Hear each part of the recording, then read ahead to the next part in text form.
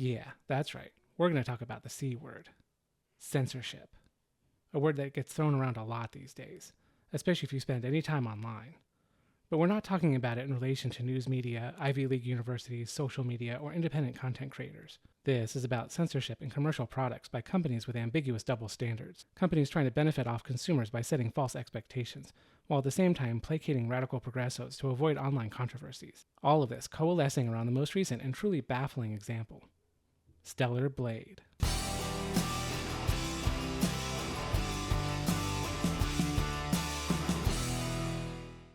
The subject of censorship is broad and complex. It touches on many different areas of our daily lives and can have severe, far-reaching consequences, which means it's a bit too much to cover in a single video. But if the wider discourse on censorship is something you'd like to see me cover in a future video, be sure to let me know in the comments. For now, I'm going to focus on one particular area and the effects it's having on the gaming space. The Korean studio ShiftUp made waves when they originally showed off their new game Stellar Blade. It quickly drew a lot of attention because it featured an attractive female lead portrayed in a way that was clearly meant to be sensationalistic. The game's director even admitted this by telling one interviewer that he personally liked to play games with attractive lead characters. Of course, ShiftUp is far from the first studio to realize this. Past games like Bayonetta and Nier Automata, both developed by Platinum Games, had female main protagonists that were not shy about showing off their physical attributes. This fan service approach is commonplace in a lot of Asian media and isn't new by any stretch. It's not new to ShiftUp either, whose popular mobile game Nikke also banks a lot of its brand on sensationalism. So when the announcement for Stellar Blade landed, showing the main character Eva for the first time, it fell into comfortable territory among gamers. Though it still caused a bit of a stir. Not because it was original, but because games like this have become something of a novelty. Stellar Blade instantly stood out amidst the trend of female characters becoming more plain and unattractive in video games. Western studios caught up in identity politics and feminist theory, whining about the objectification of women and their unrealistic portrayals in video games, have sought to upend the whole industry. Activists have not been content to combat sensational portrayals of women simply by offering their own alternatives. Instead, they have sought to replace the former with the latter.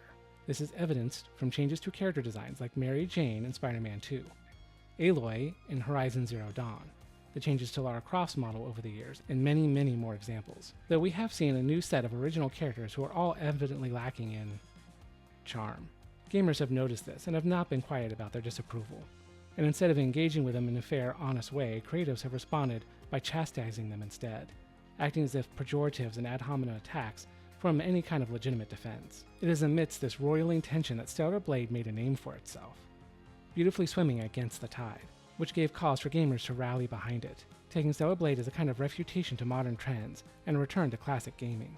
But as ShiftUp showed off more of their game, and as the hype built, came a growing trepidation, because we gamers have been burned before. When something looks too good to be true, it often is, and Sony has found itself at the center of disputes over censorship too many times to count, spurred all the more when the company set some new content moderation guidelines in 2019, which changed how Sony awarded certification for new games moving forward. Variety even noted at the time that the move was made because of the Me Too movement, and concerns that Sony could get sued if they put out content that offended activist groups. Sony's new policies led to changes, both big and small, from covering instances of minor nudity in games like Devil May Cry 5 and the Dead or Alive series, to depictions of violence in Doki Doki Literature Club, and some games have been outright denied publication on PlayStation altogether. Because of all of this, the more we saw of Stellar Blade, and the various optional outfits players could customize Eve with, the more anxiety grew that Sony's censorship would rear its ugly head once again. Doubts multiplied over whether we would actually get the game as advertised. Seeming to take notice of this, just days before the release, ShiftUp tried to quell fears by proclaiming that Stellar Blade would ship uncensored in all regions. Gamers rejoiced, pre-orders surged, and Stellar Blade looked to become a major win for the anti-censorship pro-gamer crowd. Only things didn't really turn out that way. It started when the review embargo for the game lifted. A screenshot got out of Eve standing in front of a wall. The word hard was written in graffiti next to a neon R sign for R Shop, a location in the game where Eve can purchase items. Taken together, some online activists couldn't help but put these two disparate things together and claim that the image spelled out hard R, and further insisted this was a reference to the racial slur. This was a reach by any stretch of the imagination. Even if the art team intended to juxtapose the hard and the R Shop together, it was likely with a reference to the game's intended rating, or even meant as an off-color joke. But no one with half a functioning brain would conclude that a Korean game studio would intentionally reference a racial slur in such a paltry way. But the internet is where logic goes to die, and it doesn't matter what the art team at ShiftUp meant, it only matters what people believe. And so the internet lit up with suggestions that Stellar Blade was racist. Sony and ShiftUp immediately swept in and assured people that the reference was unintentional, and the graffiti was almost instantly patched out. Now personally, I don't really care about this one. It's an example of a non-controversy that takes on a life of its own and brings a whole host of unintended consequences. I don't begrudge Sony or ShiftUp wanting to avoid the whole thing by just making one simple change. You have to pick your battles, and a fight over graffiti isn't worth having. But regardless of my personal opinion, it was the first crack in the trust between gamers and ShiftUp's promise that Stellar Blade would remain uncensored. Then the dam broke completely. With Stellar Blade's Day 1 patch, it seemed at least 2 of Eve's optional outfits had been altered from the promotional material. The levels of blood and gore also appeared to be nerfed a bit. The Holiday Bunny suit, which previously had a plunging V-neck that revealed a fair amount of cleavage, now had a bit of extra fabric which covered Eve up. The bikini bottom also changed to fill it out a bit more. Other outfits seemed to be modified as well, adding additional layers making them less revealing. These examples quickly proliferated throughout the internet and seemingly provided proof that ShiftUp had indeed broken their promise. Stellar Blade had, even in a limited fashion, been censored. Now I will point out that the game's director, Kim Hyung-tae, has refuted this, claiming that the versions of the outfits presented in the Day 1 patch were indeed the final versions that have always been planned. And though I don't want to outright charge the director with lying, it does seem very odd. Why would you make the earlier versions of these outfits so widely available leading up to launch? Why would you ship a game with incomplete versions of the outfits only to fix them with a Day 1 patch? Surely this could all be the result of a legitimate problem that caused it to go unnoticed until it was too late to change. But as I said before, we've been burned too many times. We don't have enough trust or goodwill to give companies like Sony the benefit of the doubt. They simply haven't earned it. That means a lot of us have fallen on a different assumption. That after the initial reaction to Stellar Blade, Sony and ShiftUp intentionally played up the sensationalistic parts of the game. They showed off Eve in outfits that they knew would grab a lot of attention for the marketing. And then upon release, they pulled the rug out from under us. This is why I wanted to make this video, because the real reason ShiftUp changed Eve's outfits doesn't really matter. Actually, this isn't about some minor changes to a couple of outfits. It isn't really about Stellar Blade at all.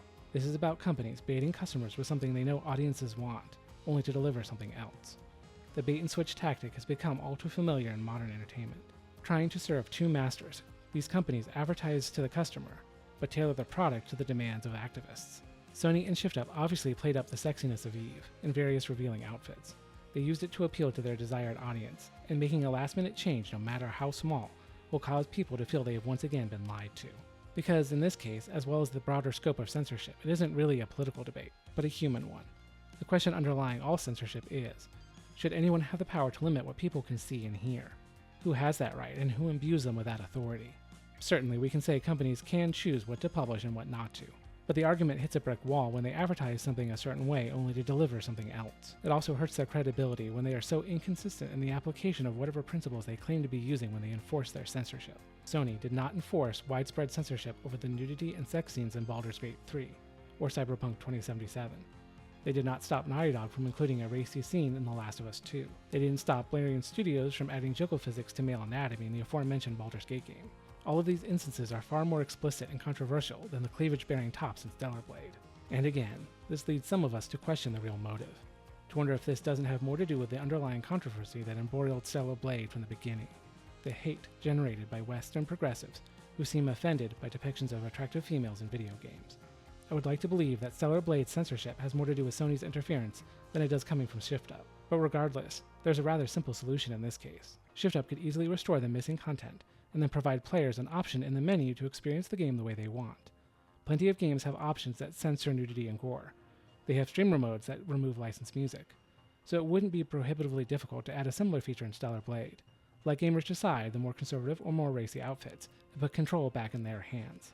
Video games are the purest form of escapist entertainment. They are interactive in a way no other medium is, allowing us to become superheroes, spies, space marines, and adventurers. We can become saviors or villains, visit fantasy realms or historic battlefields. Through video games, we can see and do things that are simply impossible in real life.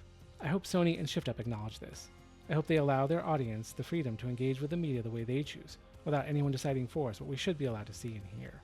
Because in the end, that's all any of us really want. And that is a battle worth fighting. It's also winnable. In a related matter, Aspyr drew criticism for removing content from the Tomb Raider Remastered trilogy.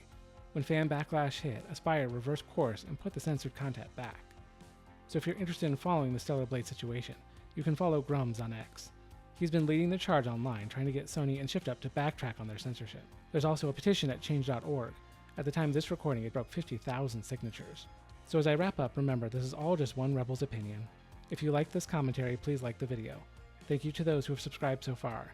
If you haven't, please consider doing so you'll be sure to get my upcoming Stellar Blade review, which is in the works, and all other updates, right here from Rebel Normal.